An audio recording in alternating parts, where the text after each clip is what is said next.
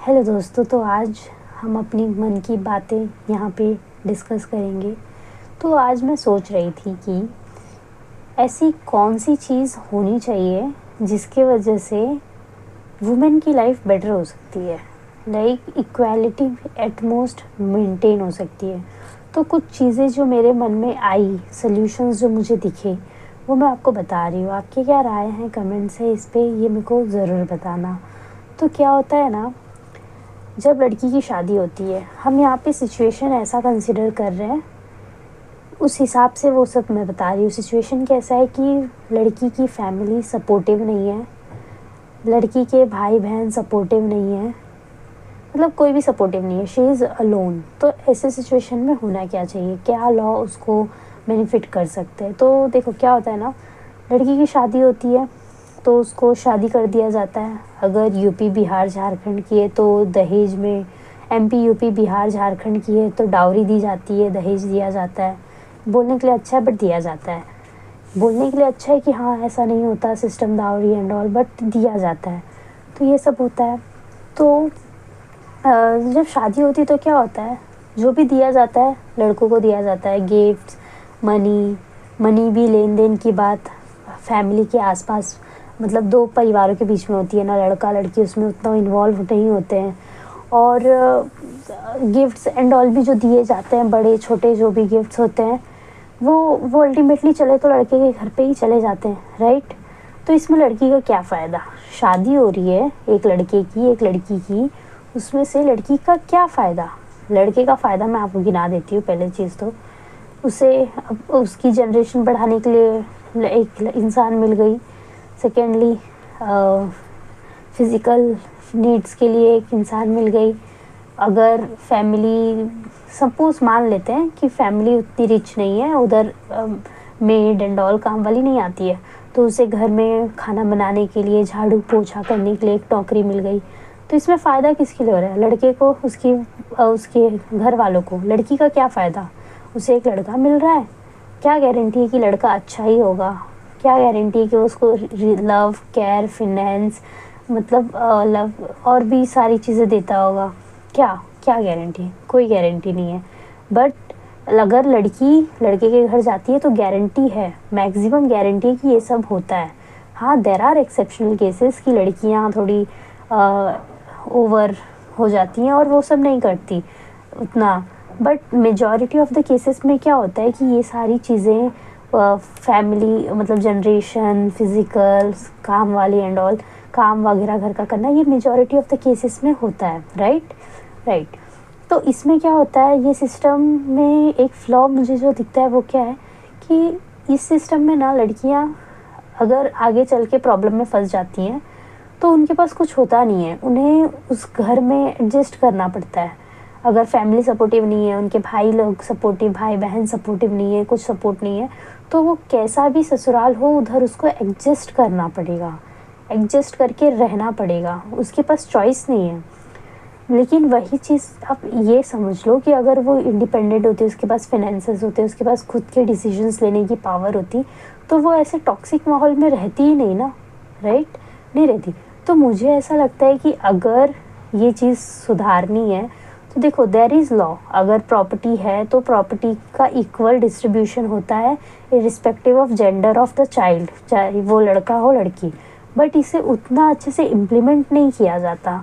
तो मुझे ऐसा लगता है कि अगर हम सिक्योरिटी वाइज, अगर हम सच में लड़कियों को कुछ देना चाहते हैं तो शादी के वक्त ये देना चाहिए ना कि लड़का, लड़के और लड़के, उनके मतलब पेरेंट्स के बच्चे हों, बच्ची, मतलब दोनों भी, लड़की है लड़का है, तो वो इक्वल डिस्ट्रीब्यूशन ऑफ प्रॉपर्टी करे। If not equal then at least give something that, because मतलब उससे वो सस्टेन कर जाए, on which she can sustain her life, इतना तो एटलीस्ट उसे देना चाहिए। आप डावरी दे रहे हो, घर वाले लड़कों को फ़ायदा, लड़की को कुछ फ़ायदा नहीं। ये भले बोलने में अच्छा लगता है कि वो मनी फॉर अस ही होता है, बट पता है जिसके हाथ में चला जाता है पैसा वो उसका ही होता है, उसके पास कुछ रहता नहीं है लड़की के पास।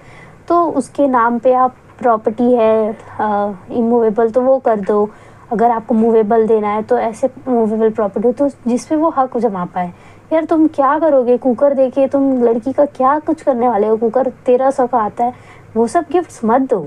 वो सब गिफ्ट्स देने के लिए उनके रिलेटिव्स फ्रेंड्स एंड ऑल है, वहाँ से वो एक्यूमुलेट हो जाएगा अगर देना है तो वो सब एकदम चिंदी गिफ्ट नहीं देना चाहिए। आई फील आई बिलीव कि मतलब आपको आप देना ही है तो ऐसी चीज़ उसे दो जो अगर फ्यूचर में मैरिज में प्रॉब्लम्स आती है तो at least those gift will provide her security. तो मुझे ऐसा फील होता है कि इक्वल राइट्स मिलना चाहिए लड़कियों को प्रॉपर्टी में, और उस राइट के लिए उन्हें झगड़ा ना करना पड़े फैमिली से, मम्मी से, पापा से। अरे वो तुम्हें मतलब वो इक्वल दे दो, और ताकि आप ये सोच के दे दो कि अगर फ्यूचर में कुछ प्रॉब्लम होती है तो लड़की विल बी सेफ़, और अगर इन केस लड़की विल बी ना सेफ़ तो वो उसके हाथ में तो रहेगा ना, उसके एटलीस्ट वो जा रहा है तो उसके ससुराल वाला सब मतलब अल्टीमेटली उनका ही होने वाला है। बट अगर नहीं हुआ तो कुछ तो है उसके पास। आई होप मेरा पॉइंट मैं समझा पाई। तो ऐसी चीज़ ये तो करना चाहिए from the family of the girl. तो ये एक स्टेप लेंगे तो वुमेंस की लाइफ थोड़ा इक्वालिटी की तरफ हमें दिखेगी जाते हुए, प्लस और बेटर होगी, और बेटर होगी। फिर सेकेंडली जो मुझे दिखता है कि यहाँ पे क्योंकि सबसे ज़्यादा वुमेन यहाँ पे सफ़र करती है तो वो एक सफरिंग पॉइंट है। फिर दूसरा सफरिंग पॉइंट जो मुझे दिखा वो क्या होता है कि आजकल देखो इंडिया ग्रो कर रहा है एंड ऑल, डेमोक्रेसी है वगैरह वगैरह वगैरह, बट क्या होता है ना कि ये सब हो रहा है बट इसके बाद भी लड़कियां भी ऑफिस जाती हैं, लड़के भी ऑफिस जाते हैं, लड़कियां भी फाइनेंशियली घर पे कंट्रीब्यूट करती हैं, लड़के भी फाइनेंशियली घर पे कंट्रीब्यूट करते हैं।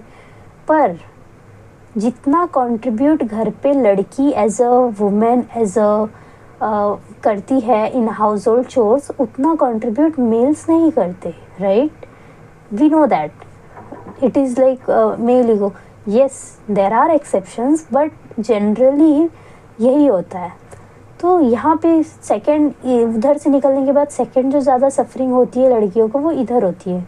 तो जो मुझे सोल्यूशन लगता है इस सिचुएशन के लिए वो ये है कि हाँ फाइनेंशियली आप दोनों कंट्रीब्यूट करो, ठीक है, आप और घर के काम करने के चक्कर में मतलब मैं ऐसा सोच रही थी कि कैसा होना चाहिए ना, देखो cooking which I feel from the bottom of my heart कि यार कुछ भी अपना सारा काम डेलीगेट कर दो, but cooking is something which I think must not be delegated. मतलब हाँ माना मैंने अंबानीज़ के घर में कुक्स रहते हैं, शेफ़ रहते हैं and all and all and all, but in a common family, in a middle class family cook वगैरह ठीक है आपके पास है हैसियत मंगाओ। बट आई फील कि फूड जब हम बनाते हैं ना तो उसके साथ हम एनर्जी एंड ऑल अपने मन के इमोशंस वगैरह भी सब डालते हैं। तो मैं बहुत ये फील करती हूँ कि यार कुछ भी हो जाए खाना बनाना तो नहीं वो करना चाहिए डेलीगेट। तो इस सिचुएशन में मेरे को क्या लगता है कि जब ऐसा हो कि मेल फीमेल दोनों वर्किंग हो तो कैसा, देखो आप सब काम घर के डेलीगेट कर सकते हो, झाड़ू पोछा बर्तन क्लीनिंग डस्टिंग ऑर्गेनाइजिंग, देन फिर उसके बाद मॉपिंग वगैरह वगैरह वगैरह। बट ये सब डेलीगेट आप कर सकते हो, लेकिन ये सब डेलीगेट आप कर सकते हो बट कुकिंग भी डेलीगेट कर सकते हो, बट वो नहीं करना चाहिए। तो ये सब डेलीगेट करने में क्या होना चाहिए ना, वुमेन अगर उसे खाना बनाना है तो वो खाना बनाए, अपना 2 घंटा दिन का 2-3 घंटा जो भी खाना बनाने में लग रहा है खाना बनाए, और घर पे एक मेड लेके आओ ना। अगर मेल ईगो उतना फ्रेजाइल है कि उसे चेंज ही नहीं होना है तो घर पे एक मेड लाओ, और मेड लाओ उसे सैलरी पे रखो, उससे क्लीनिंग वगैरह सब करवाओ, सब वो करेगी, और उसकी सैलरी जो जा रही है वो फ्रॉम द मेल पार्टनर जाए, नॉट द फीमेल पार्टनर, क्योंकि फाइनेंशियली दोनों को कंट्रीब्यूट करना चाहिए घर पे, राइट? तो वो सैलरी मेल पार्टनर की तरफ से जाए, और फीमेल पार्टनर की तरफ से अगर कुछ फाइनेंशियली कंट्रीब्यूट हो नहीं है तो वो ग्रोसरीज एंड ऑल में हो, घर के खाने खर्च एंड ऑल वो सब चीज़ों में। तो ऐसे दोनों का इक्वल कंट्रीब्यूशन रहेगा। इलेक्ट्रिसिटी रेंट जो भी है, if they want to bifurcate. तो मुझे ऐसा फील होता है कि अगर मेरी शादी हो जाती है, शादी ऑफ कोर्स ना हो मतलब ठीक है होती है, तो ऐसा सिचुएशन रहेगा तो थोड़ा ज़्यादा बेनिफिशियल है, और शादी के बाद वैसा सिचुएशन रहेगा तो थोड़ा ज़्यादा बेनिफिशियल है एज अ वुमेन। तो ये सब चीज़ें थी है मतलब ये सब this is what I feel about the our culture and all, which by which we can get better our life, by which we can make better the woman's life. और बच्चे के बाद भी बच्चे के बाद भी दोनों पेरेंट्स अपब्रिंगिंग करें, why one should time bifurcate कर लेना चाहिए, इतने टाइम टू इतने टाइम में, पर दोनों को इक्वली ही कंट्रीब्यूट करना चाहिए, राइट? ऐसा मुझे फील होता है।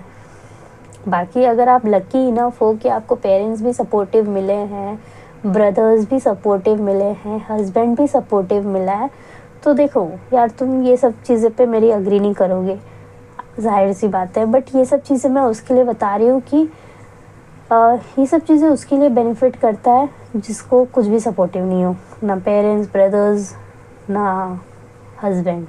तो ये सब देखो, रिश्ते साथ हो ना हो, पैसा साथ होता है ना तो इंसान जी लेता है, रिश्ते साथ होते हैं ठीक है, तभी भी ज़िंदगी काट लेगा, बट पैसा होता है तो वो जीता है।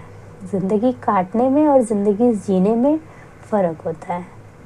तो this is me signing off, see you later, bye.